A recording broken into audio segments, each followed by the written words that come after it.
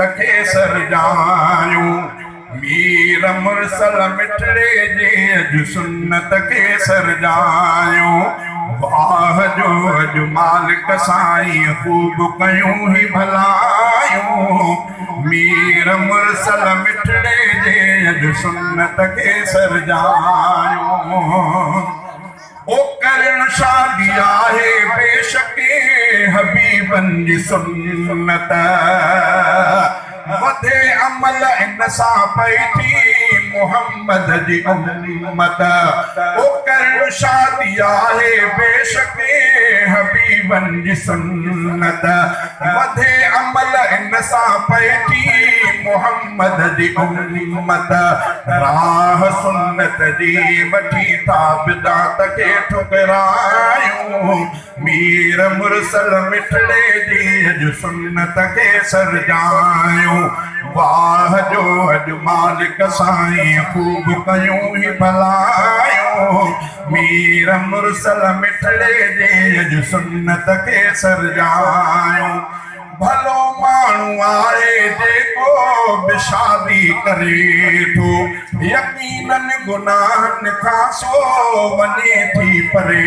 थो भलो माण्हू आहे जेको बि करे थो यकीनन गुनाहनि खां सो वञे थी परे थो नेक नियत सां अचो सभु अमल इन्हीअ खे वधायो मीर मुरसल मिठड़े जी अॼु सुन्नत खे सरजायूं वाह जो अॼु मालिक साईं ख़ूब कयूं ही भलायूं मीर मुरसल मिठड़े जी अॼु सुन्नत खे सरजायूं भला भाग घोटन जा जाज शादी करने था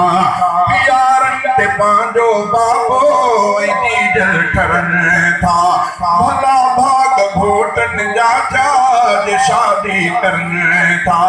प्यारन ते पंहिंजो बाबो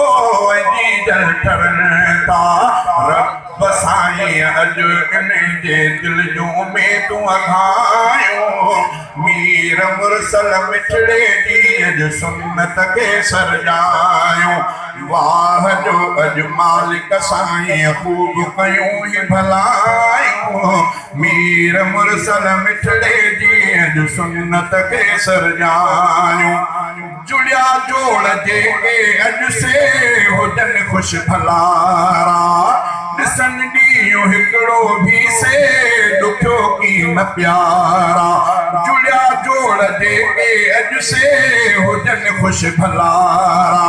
ॾिसण ॾींहुं हिकिड़ो भी से ॾुखियो की न प्यारा सैफुल्लाह ॾे जी तिन लहे रब खे था ॿाॾायो मीर मुरसल मिठड़े जी अॼु सुन्नत खे सरजायूं वाह जो अॼु मालिक साईं ख़ूब कयूं ही भलायूं मीर मुरसल मिठड़े जे अॼु सुन्नत खे सरजायूं।